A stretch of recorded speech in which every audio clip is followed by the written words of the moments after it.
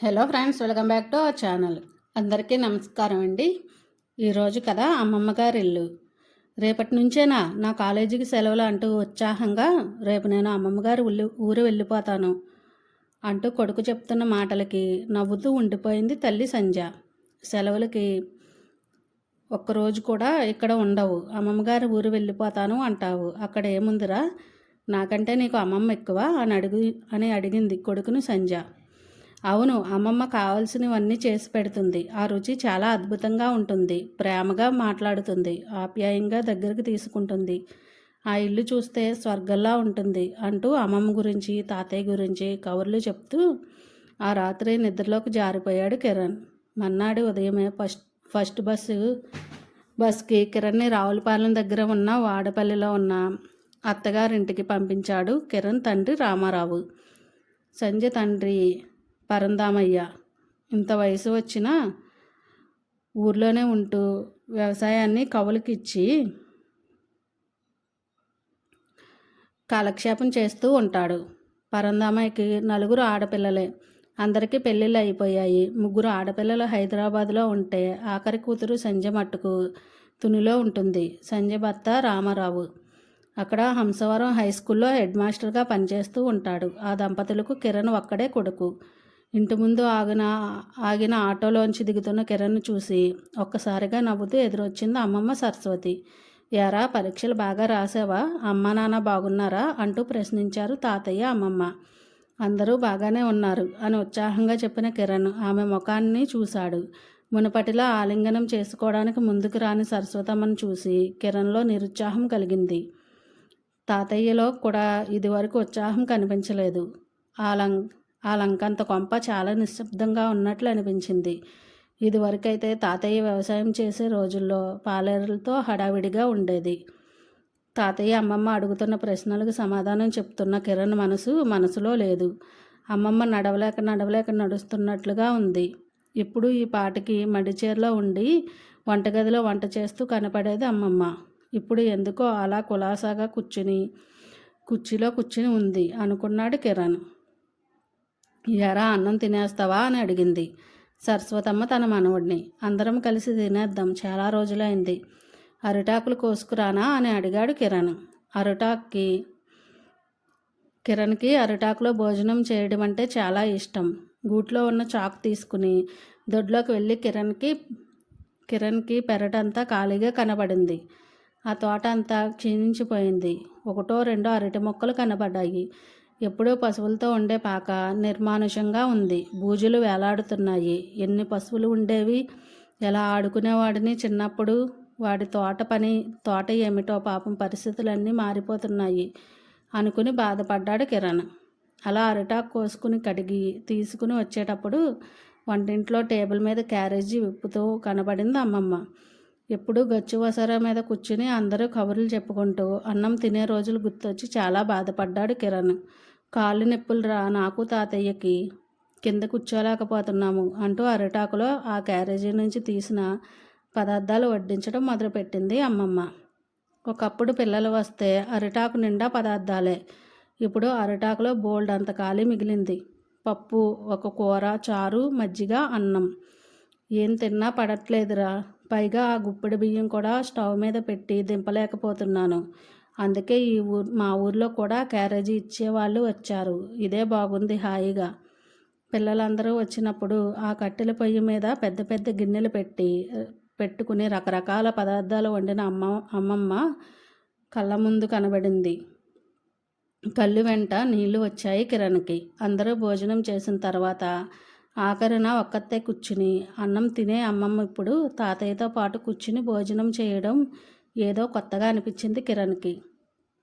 భోజనం అయిన తర్వాత ఆకులన్నీ తాతయ్య బయట పాడేశాడు. గిన్నెలు పని మనిషికి వేసి వచ్చాడు. అమ్మమ్మ నడవలేక నడుస్తూ చెయ్యి కట్టుకుని కుర్చీలో కూలబడి టీవీ చూస్తూ కూర్చుంది. ఒక అరగంట తర్వాత అమ్మమ్మ తాతయ్య ఇద్దరు చెరో మంచం ఎక్కారు. రారా, నువ్వు ఇలా పడుకో నా పక్కనే అంటూ అమ్మమ్మ తన మంచం మీద కొంచెం జరిగి చోటు చూపించింది.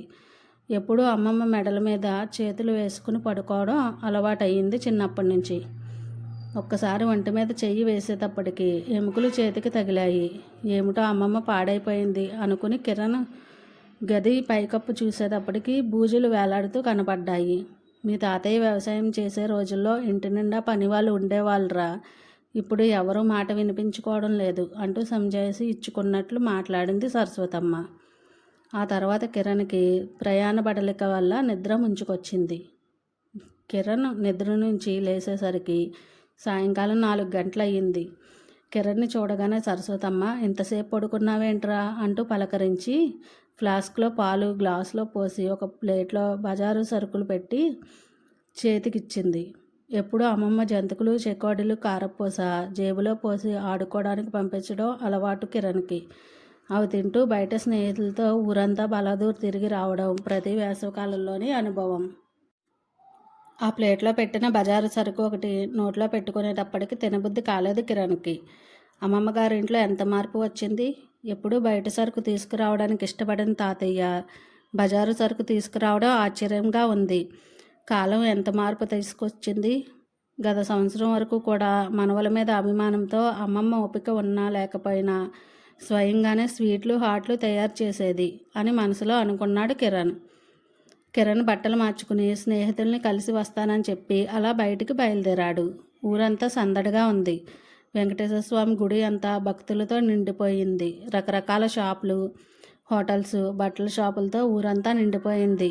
భక్తుల కోసం లాడ్జీలు కూడా కట్టారు. ఆటోల సందడి ఎక్కువయ్యింది. చిన్నప్పుడు వెంకటేశ్వర స్వామి దర్శనం చాలా ఈజీగా జరిగిపోయేది. ఇప్పుడు దర్శనం కోసం లైన్లో చాలామంది నిలబడి ఉన్నారు. ఊరంతా మారిపోయింది. తార్ రోడ్లు వేశారు. చిన్నప్పుడు తిరిగిన తోటల్లో పెద్ద పెద్ద బిల్డింగులు కట్టేశారు. పేరుకి పల్లెటూరే కానీ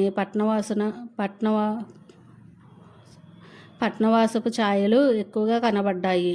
2 స్నేహితులు కనబడ్డారు కానీ ఎందుకో ఇదివరకులా ఆప్యాయత కనపడలేదు. అందరూ ఇంటర్మీడియట్ చదువుతున్న వాళ్ళే కానీ ఆర్టిఫిషియల్ ఇంటెలిజెన్స్ గురించి రకరకాల మాట్లాడేస్తున్నారు. ఏమిటో ఈ గొప్ప అర్థం కాలేదు కిరణ్. అలా వాళ్ళ మధ్య ఎక్కువసేపు గడపలేక ఇంటికి తిరిగి వచ్చేసి స్నానం చేసి వచ్చేటప్పటికి ప్లేట్లో పుల్కాలు పెట్టి కూర వేసి ఇచ్చింది కిరణ్కి సరస్వతమ్మ. అది కష్టం మీద టిఫిన్ తిని మజ్జిగ తాగి టీవీ చూడడం మొదలుపెట్టాడు కిరణ్. సరస్వతమ్మ, పరందామయ్యలు కూడా టిఫిన్ తినేసి గుప్పెడు మందులు వేసుకుని కిరణ్ పక్కన కూర్చున్నారు. ఏమిటో పాపం అమ్మమ్మ తాతయ్య పరిస్థితి ఏ విధంగానూ బాగోలేదు. నలుగురు పిల్లలు ఉండి కూడా ఈ వయసులో ఒంటరిగా ఉండడం ఏమీ బాగోలేదు. ఏదన్నా అత్యవసరం వచ్చినా పలికే దిక్కు లేదు. పాపం ఆ హోటల్ తిని తిండితోటి ఏదో కాలక్షేపం చేస్తున్నారు. అంటే పిల్లలు ఎవరికి ఈ విషయం తెలియదా? అమ్మ కూడా ఎప్పుడూ ఏమీ చెప్పలేదు. ముసలి వాళ్ళైన తల్లిదండ్రులను రోజువారీ జీవితం ఎలా గడుస్తుందో తెలియకుండా ఉన్నారా? అయినా పరందామయ్య గారి పిల్లలు ఎవరు ఫోన్ చేసినా వాళ్ళ రోజువారీ జీవితం ఎలా గడుస్తుంది అని ఎవరూ అడగట్లేదా ఏమిటి అని అనుకున్నాడు కిరణ్. అలా ఒకరోజు తాతయ్యని, అమ్మమ్మని నేను ఇంటికి వెళ్ళిపోదాం అనుకుంటున్నాను, మీరు కూడా నాతో పాటు వచ్చేయండి, ఇక్కడ ఒంటరిగా వద్దు, అక్కడే వేరే ఇల్లు తీసుకుని ఉందాం అని కిరణ్ అడిగిన ప్రశ్నకి లేదురా, మాకు అలవాటైన ఇల్లు, అలవాటైన ఊరు, అలవాటైన మనుషులు, ఆ ఊర్లో మేము ఉండలేము, మాకు వయసు మితిమీరింది, రేపు ఎప్పుడైనా ఏదన్నా జరగరాని జరిగితే అద్దె ఇళ్లల్లో పరిస్థితులు ఎలా ఉంటాయో మాకు తెలుసు, మీరు బాధలు పడలేరు అంటూ చెప్పిన సమాధానానికి కిరణ్ ఏమీ మాట్లాడకుండా ఉండిపోయాడు. మరి ఇప్పుడు ఎలాగా? ఇంతకాలం వీళ్ళు ఇలా బాధలు పడుతున్నారని తెలియదా? తెలిసిన తర్వాత వదిలేసి వెళ్ళడం ఎలాగా? ఆ రోజు రాత్రి అంతా ఆలోచించి మర్నాడు క్యారేజీ ప్రతిరోజు ఇంటికి తీసుకువచ్చి ఇచ్చే ఏర్పాటు చేసి అమ్మమ్మకి తాతయ్యకి సహాయంగా ఉండడానికి రాత్రి పగలు కూడా అక్కడే ఉండటానికి ఊర్లో బాగా ఎరుగున్న వ్యక్తిని ఒకడిని పెట్టి తాతయ్య బెంగపెట్టుకున్న బ్యాంకు పనులన్నీ పూర్తి చేసి ఈ విషయాలన్నీ కుటుంబ సభ్యులకు ఫోన్ చేసి చెప్పి ప్రతి వారం అందరం గ్రూప్ కాల్లో తాతయ్య అమ్మమ్మలతో మాట్లాడుకునే విధంగా ఏర్పాటు చేసి ఇంటికి బయలుదేరి వెళ్ళిపోయాడు కిరణ్. ఊరికి వెళ్ళిపోయిన కొద్ది రోజులకి సరస్వతమ్మ సంజయ్తో ఫోన్ కాల్లో మాట్లాడుతూ, నీ కొడుకు చాలా తెలివైన వాడే, ఇక్కడికి వచ్చి మా పరిస్థితిని చూసి మంచి పరిష్కారం చేశాడు, సమయానికి క్యారేజీ ఇంటికి వచ్చేస్తుంది. ఇదివరకు మన దగ్గర పనిచేసిన వాడిని మాకు సహాయంగా పెట్టాడు కదా, అలవాటైన మనిషే, మమ్మల్ని బాగానే చూసుకుంటున్నాడు అంటూ సంతోషంగా చెప్పింది అమ్మమ్మ. అమ్మమ్మ మాటలకు కిరణ్కి లేదు, అమ్మమ్మ తాతయ్యలకి సమస్యలకి తాత్కాల పరిష్కారం చేశాను. ఆ చిన్న పరిష్కారానికి వాళ్ళు సంతోషపడిపోతున్నారు. పెద్దవాళ్ళ కోరికలు పెద్ద ఖర్చులతో కూడుకున్నవి కాదు. చిన్న చిన్న సహాయాలకే వాళ్ళు ఉప్పొంగిపోతారు. ఈ తాత్కాలిక పరిష్కారం ఈ సమస్యకి కొంతకాలం మాత్రమే ముందుకు నెట్టగలదు. ప్రస్తుతానికి నేను చేయగలిగిన సహాయం చేశాను. కానీ కన్న తల్లిదండ్రులను తమతో ఉంచుకోవాల్సిన బాధ్యత ఎప్పటికైనా కడుపున పుట్టిన పిల్లలదే అని అనుకున్నాడు కిరణ్. ఇటువంటి సమస్యలు అయితే ప్రతి ఇళ్లలోనే ఉంటున్నాయి. తల్లిదండ్రులు ఒకచోట, పిల్లలు ఒకచోట ఉంటున్నారు. కానీ వాళ్ళు ఆ ఊరు వదిలి రాలేరు. వీళ్ళు ఉద్యోగాలు మానుకుని వాళ్ళతో కూడా ఉండలేరు. అందుకు ఇటువంటి చిన్న చిన్న పరిష్కారాలు అందరూ ఆలోచిస్తే మంచిగానే ఉంటుంది అని నా అభిప్రాయం. మీరేమనుకుంటున్నారు అన్నది కామెంట్లో కామెంట్ చేయండి. Thanks for watching friends. నా వీడియో కనుక నచ్చినట్లయితే ఇటువంటి మరికొన్ని వీడియోస్కై నా ఛానల్ని సబ్స్క్రైబ్ చేసుకోండి. వీడియో ఎలా ఉన్నదన్నది కూడా కింద కామెంట్ చేసి చెప్పండి.